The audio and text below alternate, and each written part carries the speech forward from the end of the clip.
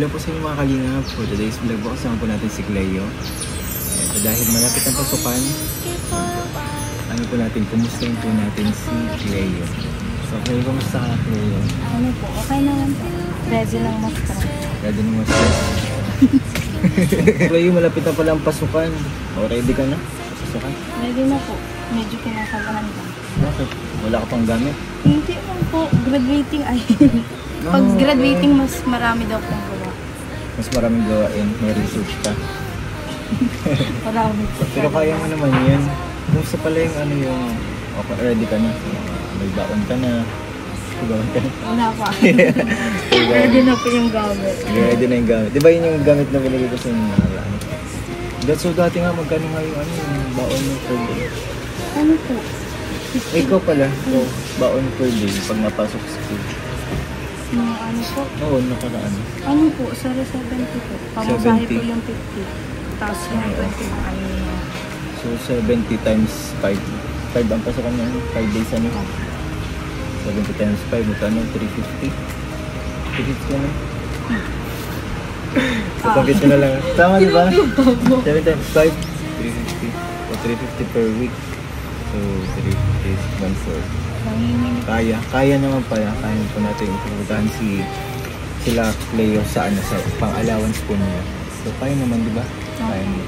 Tsaka ano, ang nabalitaan ko po kay Tito John. Si Tito John po na ano, from Velvet Box po. Yan sila Tito John, sila Tita. Ayan, dahil nag-post po sila ng hiring sila, di ba?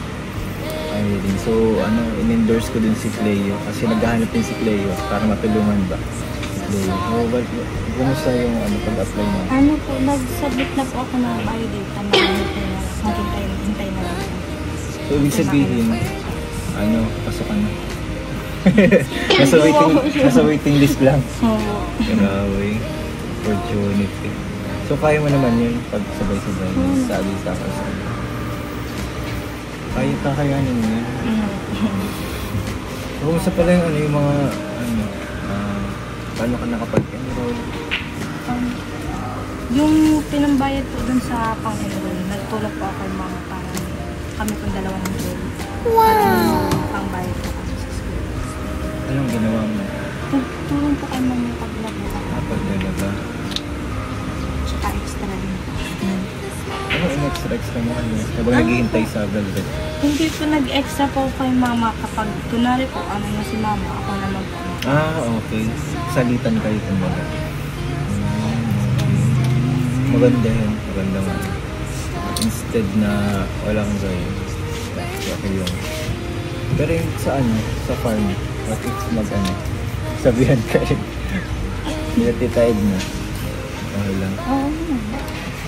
Plala kayo yung pag-attend mo sa church. Ano po, ayos na po. Regular na sa church. Regular ka na sa church. Opo. Sino mo nakakasalamuha mong angels doon sa church?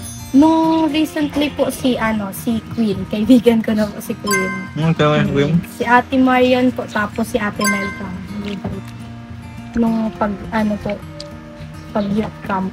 Pag-youth camp natin. Kumusta naman yung youth camp natin? Ano po, masaya po sobra.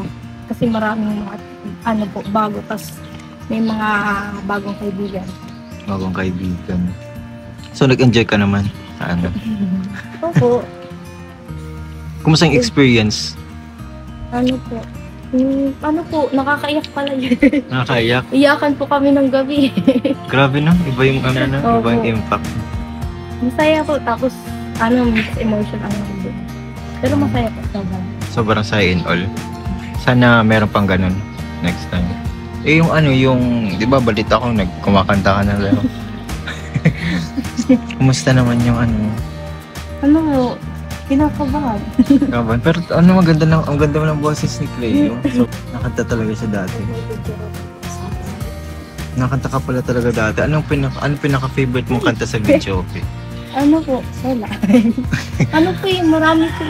Marami pong, kung yung mga uso, nasabay po. So ngayon, anong favorite mo ngayon? Yung pinakanta mo ngayon? Goodness of God. Yung yun po yung pinakaunang narinig ko pong kanta nung nagsimula po ako sa maging Christian. Tapos, ano po, naging favorite ko po kasi ang ganda po ng message. Ang ganda na message niya na. Kanino mo narinig? Ano po, doon sa church po, unang punta ko po doon. Nagpapatugtog ng ng music. Okay. Kumusta yung mo ngayon? Pag-attend sa church? Ano po? Yung mo, pakitungo sa kanila, okay naman? Lalo na si ate po. Ang bait po ni ate po, sobra. Tapos, lagi po kami nag-aaras-aran. Mas naging close kayo ngayon? Unlike dati nung attendees, normal attendees ka lang? Yung dati po, nahihiya po kung mag-dapit sa kanila. Ngayon po, sila po ang nalapit sa akin tapos nakikipagtawanan po. Sino mo ngayon, close friend na yun doon? Si Ate Joy po. Si Ate Joy. Okay. Tatlo kayo, di ba? Ate Joy, si ate po ako. Ba't anong gusto mong, gusto mo talagang kumanta? Ano po, nung ano po talaga ako, gusto ko po talaga is magpaturo kay Kuya Michael ng keyboard. Kasi keyboard po talaga ang gusto ko. Tapos, sabi daw po ni Tita Edna, nung po kasi kami, narinig po ko ni Tita Edna magkanta. Kaya na lang daw po, magkanta daw po. Try mo kumanta. So, sumubok na siyang kumanta. Nakakabahan. Kinakabahan ka sa una, di ba? Hindi po. Nanginginig po yung boses ko. Hindi po kasi ako sanay magkanta ng maraming tao. Pero saka yun, iba naman pati yun. Opo. Saka tawag dito. Yung pinakanta nyo, -1 talaga sa karaoke. Pero yun, tunay na banda talaga yun. Kaya pero matututo ka rin naman yun. Ngayon, may practice kayo. Ngayon. Opo. Tapos po ito, madiretso na po. Oo. Sinong nagtuturo sa iyo magkanta? Si Kuya Kirby po. Si Kuya si Kirby. Si Kirby yung yung nag-aaral ng Kalinga para po. So, kumusta naman? Ko pinapagalitan. Medyo mahigpit daw. Sinabihan niya na po kami na medyo mahigpit daw po talaga siya. Oo, okay lang yun. Normal naman. Pero magaling man po magturo si Kuya Kirby. Naintindihan naman. Ilan kayong tinuturuan? Ano po, kami pong tatlo, si Josh, ako po, tapos si Ate Joy. Tapos baka po madagdagan at may nagsabi po pag ganun. Oo. So, all in all, okay naman yung na church. Sa bahay niyo, kumusta naman sa bahay?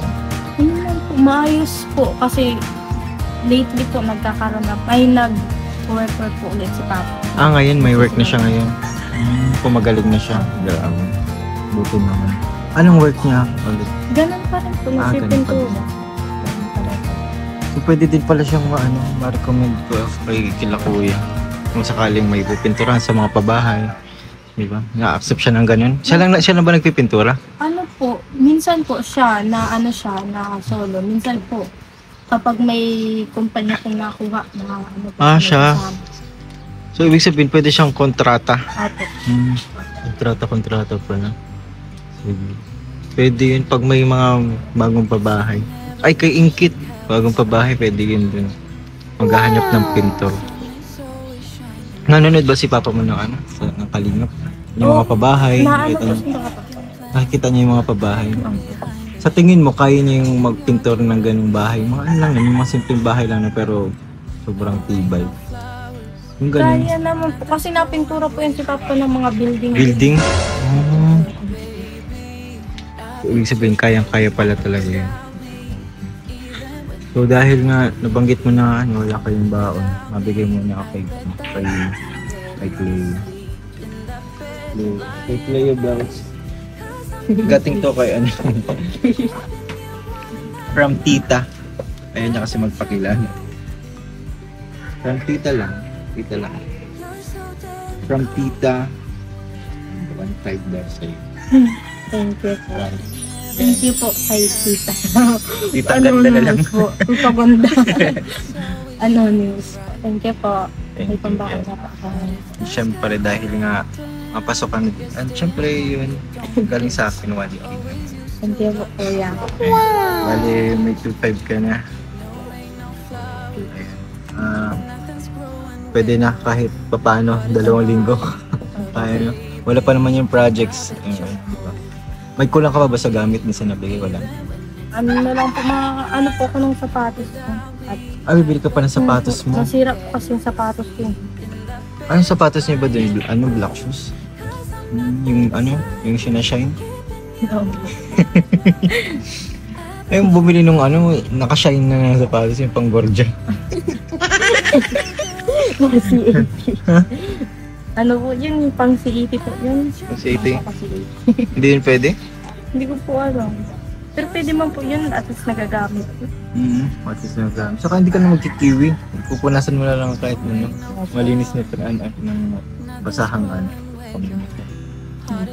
So ayan, thank you Cleo ha sa time. Alam pa naman na ano na busy ka ngayon at talagang porsigido ka ngayon yung kumanta. Yung sa pag-aaral mo, alam pa naman na ano na pag-aaral mo ay maintain mo yung grades mo na nakuha before, di ba? Alam ko naman na masihigitan mo yun. Kasi alam ko masipag ka. Kaya yun, higitan. Ay. Ha? Kakayanin po. Challenge ba yun sa'yo? Kakayanin po. Kasi ano kasi next year, college ka na. Ano ko mo ano, course? Mga civil engineering na lang. Civil Civil engineering engineering po na po. Di ba ikaw nagsabi sa kanila magiging teacher ka? Ay, ano na kayo na. Kinakabahan ako, ang dami daw po. Parang, hindi naman po sa ano. Ang dami daw po kasing thesis. Pero ano okay. po, tatry. Pero kung ano mga iba pang ano, option na Ano course? po, una po talaga yung teaching. Tas ngayon po, parang mas gusto ko na po Engineering. maging ano, Anong engineer? Civil? civil po. Civil. Ang mga building. Okay. Bukod pa dun sa engineering, ano gusto mo maging? Wala na. Wala na, yun lang. Kala ko makita ko siya. Ay, oo. Ay, papakita ko sa'yo si Papa Jones. Ano? Para magkaroon kayo ng picture. Okay. Namumula ka. Hindi po. Siya, tinama sa camera. Kinilig din na rin ni Papa Jones. Alam mo na atin pa. Ayaw nga pala, hindi ka nga Papa Jones. So, ayun, Cleo. Okay na to. At ano lang, mensahe mo sa mga nanonood, sa mga supporter sa iyo, sa mga supporters ng Kalingap, and sa secret admirer.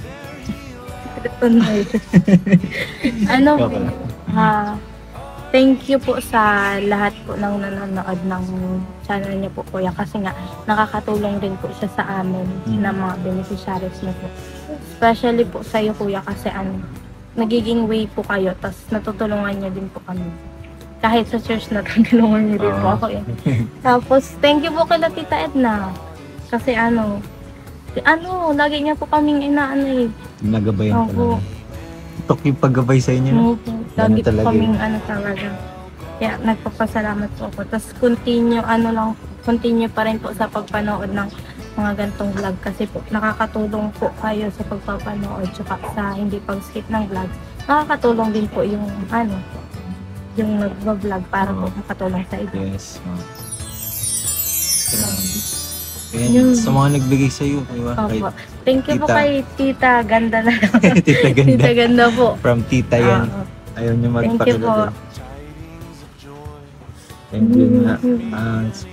Balitaan mo lang ako dun sa Velvet. Opo. Pag nakapasok ka. Tsaka kung gusto mong malaman agad, follow up na lang natin. Opo. Para ma-remind ka din. Sakaling kaya ka magsisimula. Yung kay Tita Edna, di ba? Yun. Thank you din Tita Edna. Pag-support.